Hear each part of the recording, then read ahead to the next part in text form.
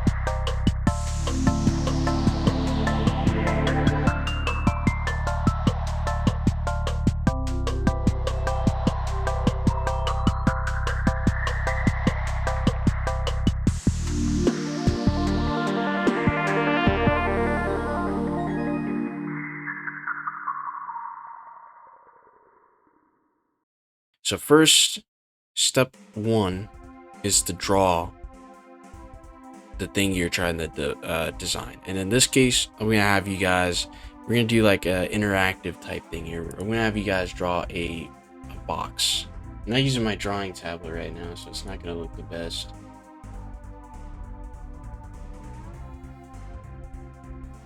We're gonna be working with the box. I got my box drawn up, and now we have the basic, thing that we want to draw. This is like the final or the rough draft.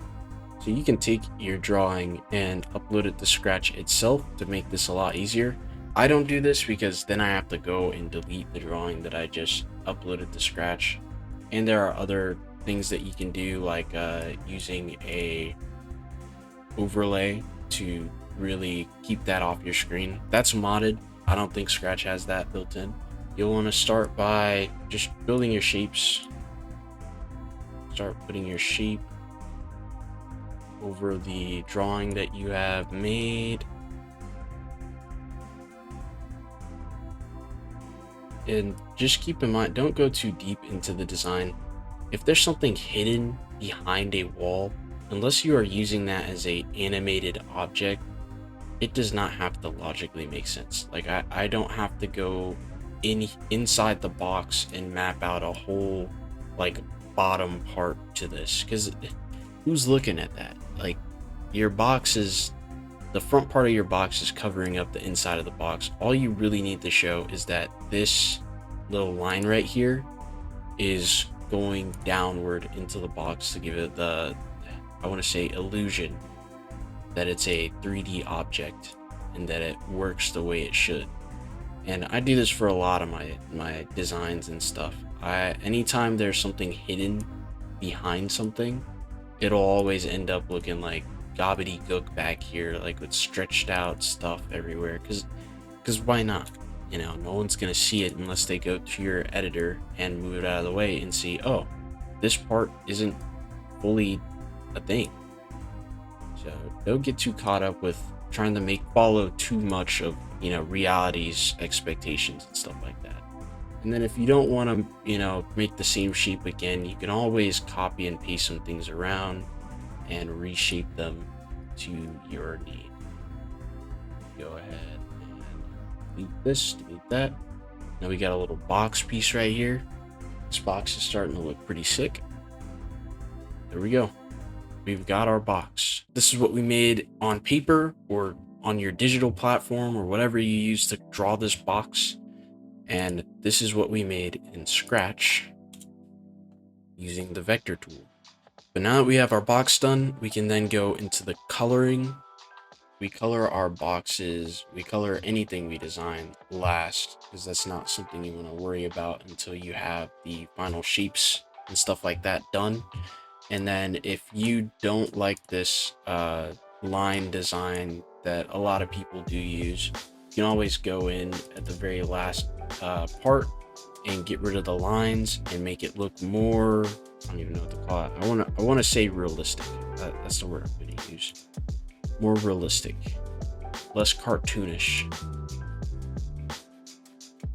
So with this tool, you can fill underneath the flap to give it like a shadow feeling, like it's casting a shadow over the side of the box. And same for the front, except for we're gonna make the color a little bit lighter.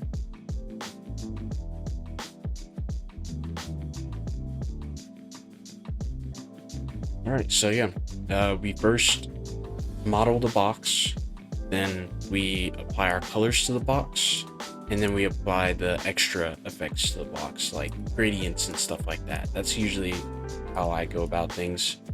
Sometimes I won't even use the gradients. Now, honestly, shadow design and stuff like that, I can't really, it's definitely up to whatever you're doing.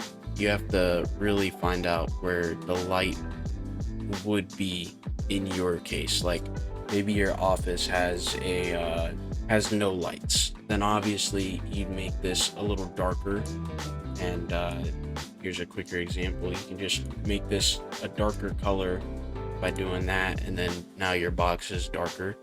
Or if your box is in a lighter area, then you'd go ahead and just leave it be like this, I guess, or use lighter colors for your box. But lighting is definitely something that you would have to experiment with on your own, which would be pretty easy now that you have the knowledge of making your own little model. So for more complex work, we'll head over to my character real fast. With designing animatronics, it is a lot different. You'd have to first draw your character, and that is something that I did. I drew my character on a sheet of paper, and I kind of based the model off of that drawing to the point where I didn't really care about any of the other physics besides maybe having it to where his jaw can move on its own. Because if you have stuff like this, if you think about things like this that make it easier to reposition the character, so throughout every camera it's not just the same look over and over again, then that's pretty good. Or if you have like some kind of animation going on, you can easily animate it and things like that. That's okay. That is completely fine to think about, but you need to really think about what needs to be moving and what doesn't, because if you overcomplicate it, then you will probably give up trying to change the positioning of the model over and over again. Like this is not going to be easy because this is a whole part. This is a whole part itself. I have to literally go in and redesign this over and over again, remodel it to make it fit the perspective of the character, along with these little markings right here. That also has to be redrawn multiple times for me to reposition this character, which is something I'm fine with doing because I have the means to do it. I mean, if I was going with a mouse the whole time doing this, I'd be devastated. But I have a drawing tablet, so it's pretty easy for me to go in and add these little markings everywhere. All right, I'm in my project, Those Nights at Chester's 2. And I did a little bit of animatronic design in here with the vector art. And it's pretty simple. I mean, it's not anything to be crazy about, but it is pretty simple. All I do is just go in, make the main part, which is like the head or something like that. And then I kind of just model the rest of everything around here. So obviously everything needs a joint. Like these little circles, those are joints. And you can always use that to work around when it comes to repositioning your model in certain cameras and stuff like that. So it can make it easier to make your cameras look less repetitive, and seeing the same character that you spent hours modeling posted up in the same position every camera. And another thing would be getting used to remodeling your animatronic in multiple different camera angles. Maybe you don't want him looking directly at the camera or looking straight ahead every time. Like I can't just go in and do this, because that just does not look right at all.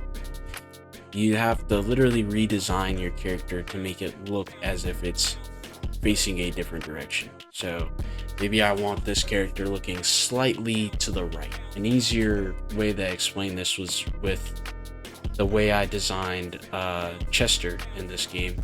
Chester was pretty easy to rotate different angles because all I had to do is move his face over to the side a little bit.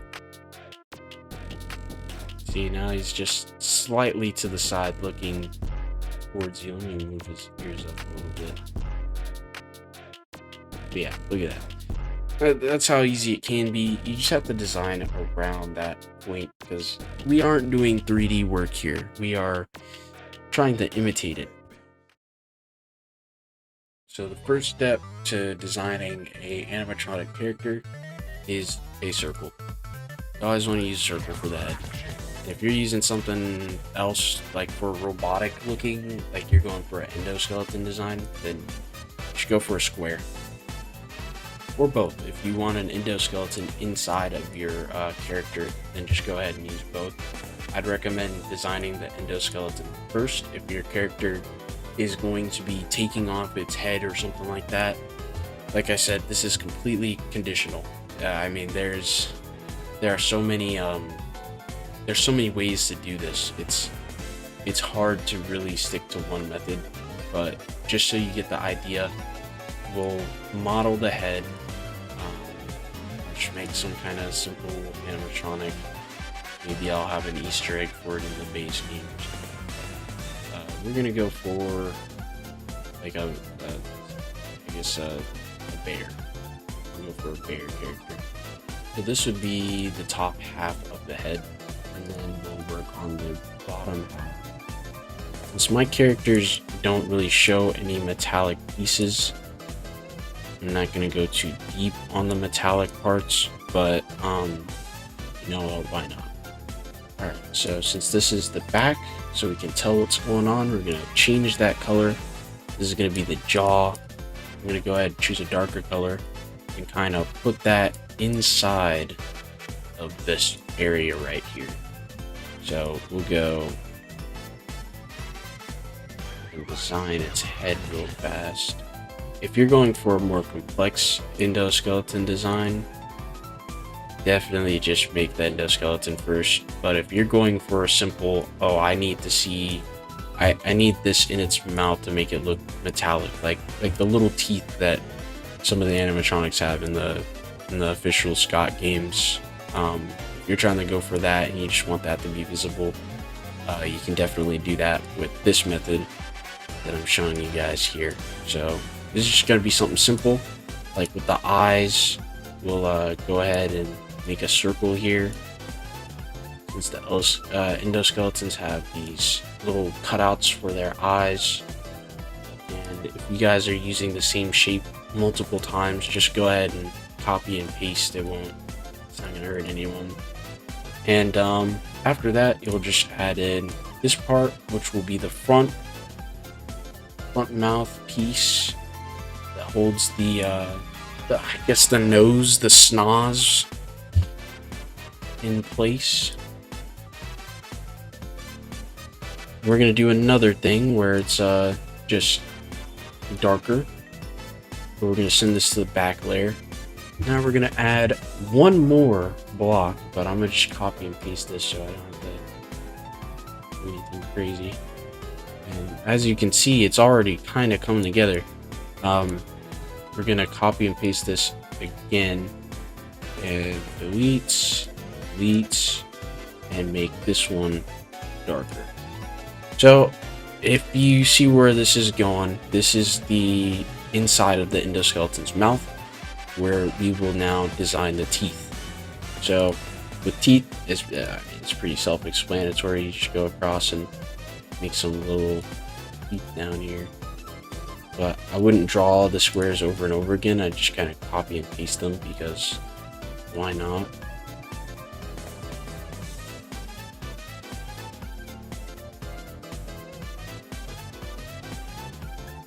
Maybe you have a missing tooth right there because you got knocked out. Doing that to save time. But what you'll want to do now is just basically combine these, all this teeth up here. You want to merge that. So we create groups for anything that needs to be moved all together. So for animation, this is perfect. Now its mouth can open up and down. It can go up and down, no problems. And you can always reset it back to its normal position. All right, so now we just do the same for this. We will go ahead and merge all these and this part right here. Merge that, and that'll be the bottom jaw. And then we will also send this down a little bit so we don't get in the way of the eyes. We will merge this and this all together, send that backwards. Now we're going to copy and paste this and set this over. We're going to go ahead and start bringing out the jaw.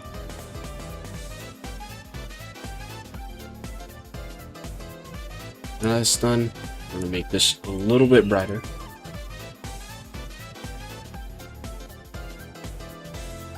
See if that's something a little different. So now we have the jawline here ready to go, and we're going to do the same thing with this, although it's going to be a little different. This is going to take a little bit of messing with. So basically what we're going to do is make 2 cutouts here, and then drag this up here to where you can see the eye. Drag this up here, and then open this up around that little endoskeleton spot.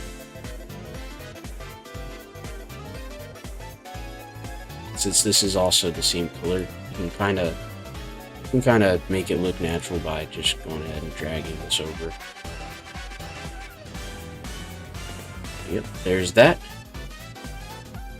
And now time for the main part, which is gonna be the nose. Yeah, this definitely looks like Bonnie, dude. I'm gonna go for something like this. Bring this up a little bit.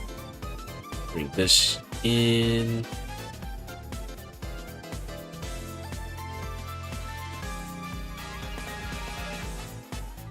Alright, so we got the first eye down, and now we're going to copy this over to this side.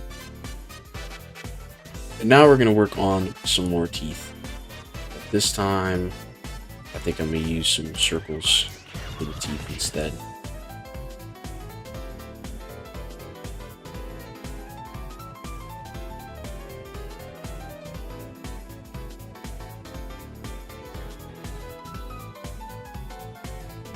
It's a big ass fucking tooth. It needs the dentist. Golly. Alright. Now that that's done, alright, we're going to take this and put it over the front. But I'm also going to shrink this down a little bit. Alright, that's all set. We're going to do a little bit of work here. This is going to add a little bit more of a layer to make it seem like the teeth aren't just sitting on top of the jaw. Alright, now we're going to take both of these and merge them together. Alright, we're going to merge that together. Now we can close and open the mouth all together. Now we're going to take this, use this as the nose. Don't have ridiculous noses, guys. It just doesn't look right. Don't make frogs for animatronics, please. I think a frog is like the strangest animal to have as a animatronic. I'd say do some like exotic animals, you know, like when have you seen a emu animatronic? Have you seen one of those before? There you go. There's some inspiration right there. Stand out. Ears are pretty easy to make because all it is just 2 shapes unless you're getting real complex with it. You just shrink these down. Give it a little bit of an offset. And now it's on for the eyes.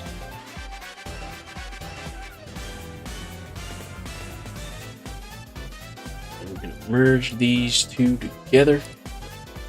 Group that.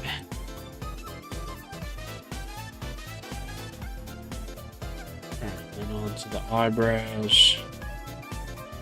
Make those a little dark.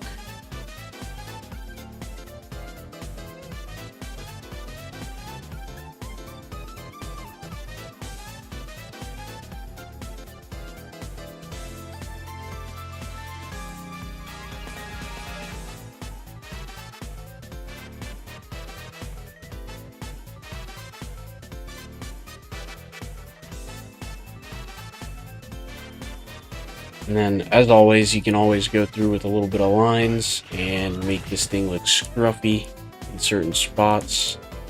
But I don't have my drawing tablet hooked up right now, so that would have to be something you guys experiment with. But that's basically the basics of designing animatronics. We start off with certain shapes. We make certain parts that should be moving, and we take that into account. The jaw needs to be linked to the teeth so we can move the jaw up and down without any issues. See, look at this. We move that up and down. You can move this back part up and down as well. You can move this downward. You can move this downward. That is basically all that's to it. Don't stretch this though when you are closing the mouth. That is not gonna, it's not gonna do it.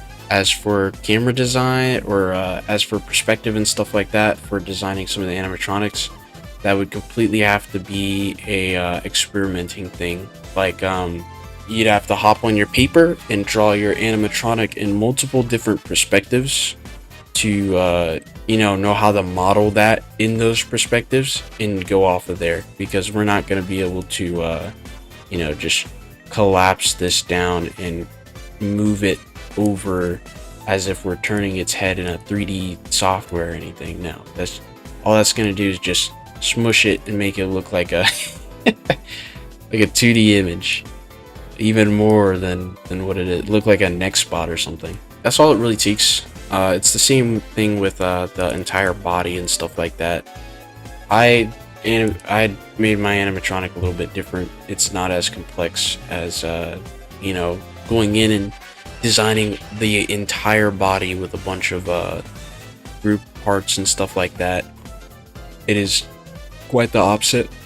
Instead, I do plan on just several times redesigning the same character over and over again within Scratch's area, because as you can see, you can't really go in and change this up. This is all line work and stuff like that made to sell. Like, these hands don't actually have any fingers that work. They just kind of sit in the back, sitting there. I mean, it's an illusion, man. That's all it is. Once you get into the habit of creating these illusions and stuff like that, your design will become a lot easier for you, and you'll be able to crank stuff out pretty quickly, doing things like this and all that good stuff. Now, moving on to camera design. Camera design, it's the same thing as making an animatronic. You'll want to start out with a reference. So drawing that reference would work. Maybe looking at your room from some kind of angle would work. Because with security cameras, if you think about it, security cameras aren't just free floating in the middle of a room. You can't just, you can, but you can't just have a security camera looking down a hallway as if you're standing down that hallway. That's just not how security cameras work. Security cameras are usually mounted up on ceilings or very high up on the wall, and when you look through them, it kind of looks like you're looking down on everything or looking straight out to everything, but it still has that downward effect, like you're looking down upon everything. So you'd have to get into the habit of knowing how that looks and having the perspective for that, because also security cameras have a very bad distorting effect, which means they curve around the lenses. Because take a 360 GoPro, for example. If you try watching that thing without using its software, it is not going to work for you. You're going to have a very hard time making out anything. So a lot of softwares and stuff that use security cameras and things have a de-warper effect to it, which you'll still be able to see the curve of the camera, like since the lens is round or something like that. But it is very noticeable, and it makes the cameras look like they are a bit round towards the center, which is what I tried going for with this, which works very well.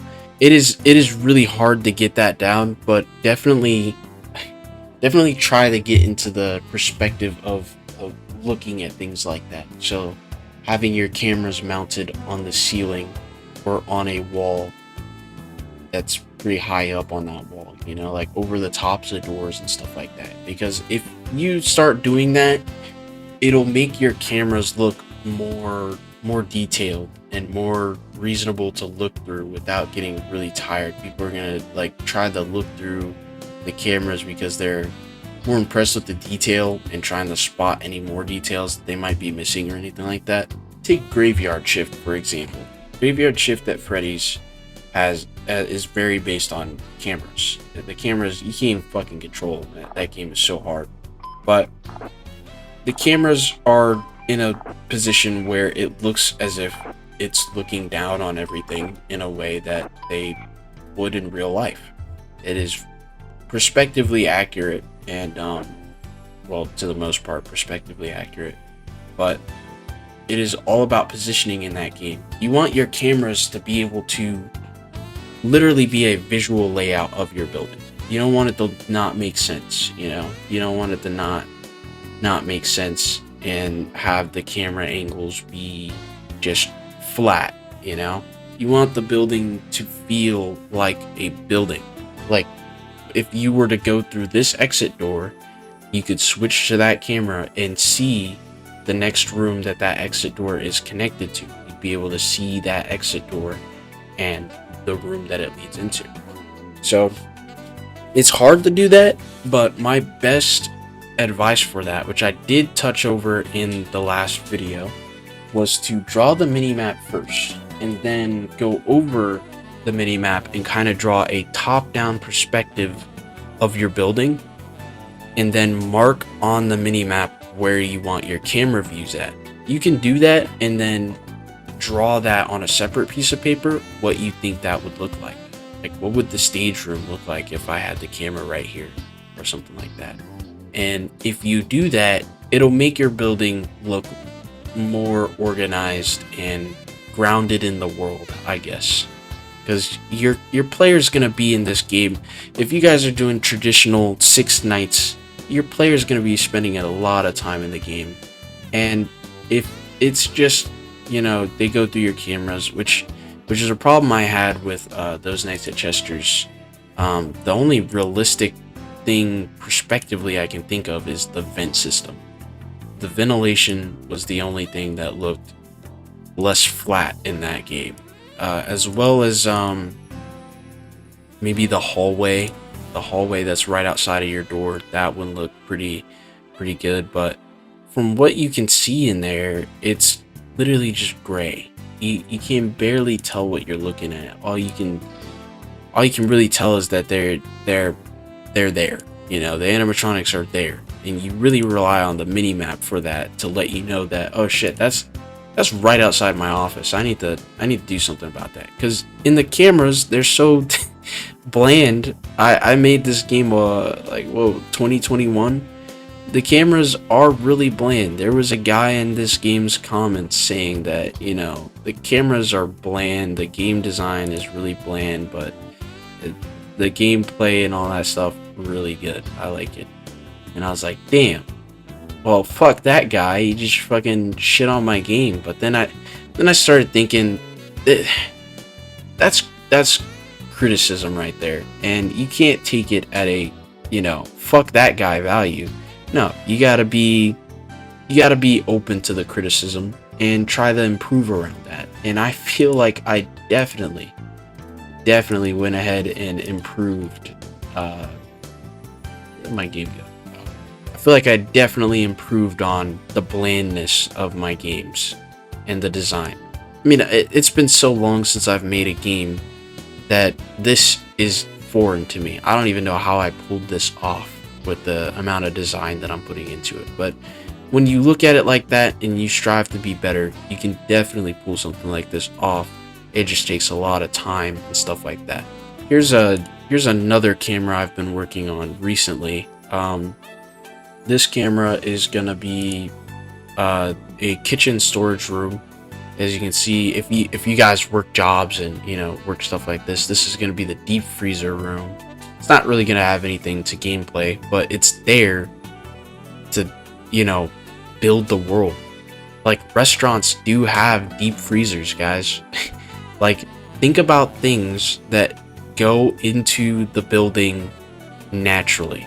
Like, is this building gonna have a sign that says office this way on the wall? Maybe one restaurant like Applebee's or something has a sign on the wall that says, oh, the manager's office is over here, or something like that. Maybe think about things that would commonly be on the floor in some of these restaurants to really bring the game to life. Like, oh, this is an actual restaurant. I'm playing in a restaurant right now. So adding small things like that, like having a deep freezer with a complex lock that I had to design on the door. Even though no one's gonna focus on that, I put like 30 minutes into making that whole door right there. Maybe think about doing small things like that because it'd sell the game a lot more. You'll definitely want to incorporate things like that from the real world to make your game more lively. And designing that is hard, but it is something to think about when you are trying to make games like these, because a lot of people just love the amount of effort put into the game and the detail. It brings them back. It brings them back to playing the game, and it is very important that you just try your hardest to get something like that going. Fun fact, I too work a security job. I work a security job at Amazon, and I'm constantly looking through cameras, and that job has definitely given me a bunch of perspective tips on how to make these cameras. When one of the security cameras are hanging from the ceiling is smushed. Like it looks like it's condensed into just mashed potatoes. It looks like a bad game texture or something like that. So I took that into account and added rounded edges to that while keeping the ceiling intact. I'd have to be a freaking art teacher to teach you how to do what this is, okay? Because I had already drawn this up on paper, and I'm pretty fluent with art, but I'm not good at teaching people how to do art. So you'd probably have to end up looking up a video on like basic architecture type stuff. But if you don't want to do that, then don't. Just your game is unique to your art style. You can come up with your own type of art style. If you want the world to look warped and not really look like it makes sense, go for it, dude. I mean, it does not have to look accurate at all. If it looks inaccurate and like looks good at the same time, that works. But if it just doesn't look accurate and it looks bad, like there was no detail or effort put into it, and it's just a bunch of shapes, kind of like my game. My game is not very accurate when it comes to detail or anything like that. If anything, corners look like you're standing there with a camera and you're looking through this camera through someone holding your phone or something like that. Things like that. Not saying this is a bad way to approach the game. It is very fun to do stuff like this, and I mean, if you feel like this is the way you want to go, then props to you, man. Because if you go this way, just make sure you have a bunch of stuff going on, a bunch of cool designs and things like that. If you're going for a pixelated effect, make sure your pixels and all that stuff match the vibe of the game. Make sure everything just give everything an identity, and it'll work.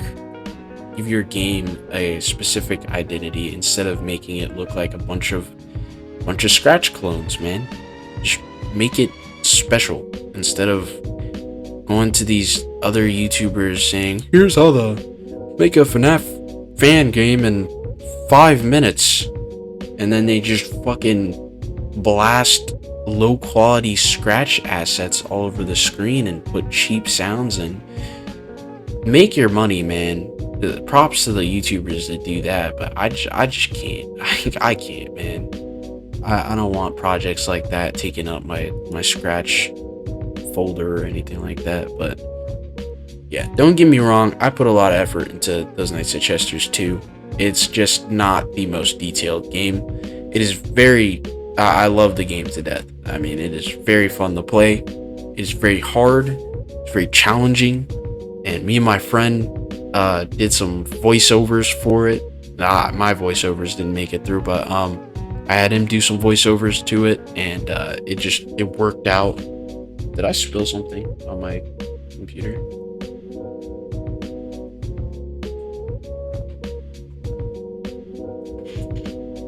That's so unfortunate.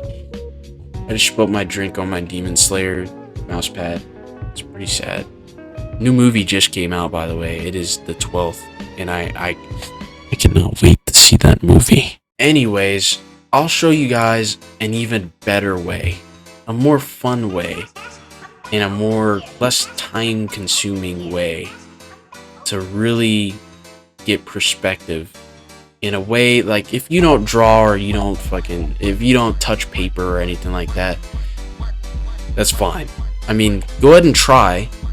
Perspective here. Let me give like a quick tutorial. So basically, perspective. Where's the camera?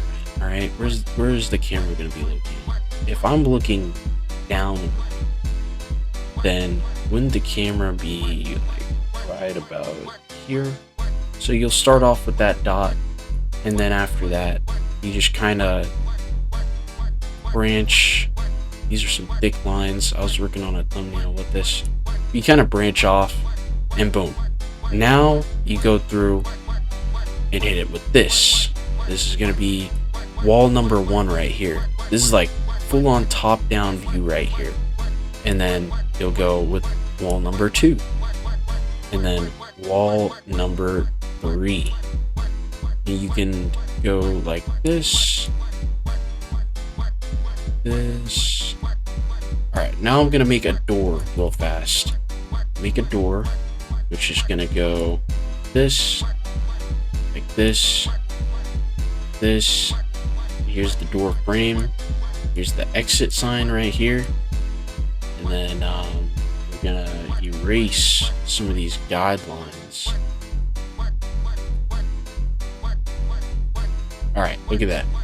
Now we've got ourselves a little room. So I'm gonna color this a little bit.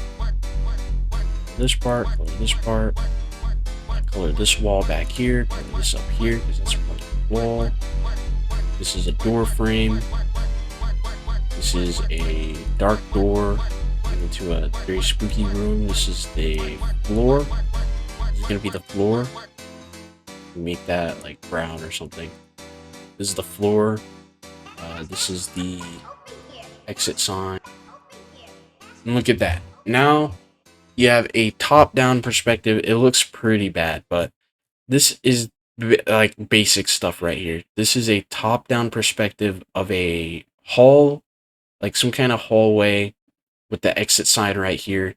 If you're not trying to do that and you're trying to get this done as fast as possible, let me hook you up with the craziest, goofy but craziest way to get this right. All right. Alright, you guys see this shit? This is what's gonna help out. If you guys don't have Minecraft, what are you doing on your computer, man? Now, since we're using cameras, you can just literally sit F1 and take a picture, a screenshot, or whatever of this room, and use that to model your camera system. And believe it or not, Minecraft can really help you out if you're playing on mobile or anything. Because if you really think about it, it is blocks. It is a block game. And you can make things in this block game. So why not make rooms that are completely accurate due to the block game physics and use that as a base for your design?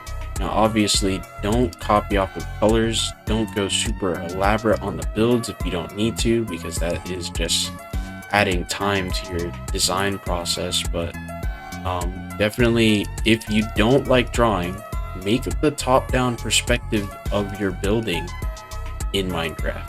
So yeah, just position yourself in a corner where you think a camera would go, and now you have an accurate look to your building. If you want the camera down here, you can do that. If you want it facing straight down, you can do that.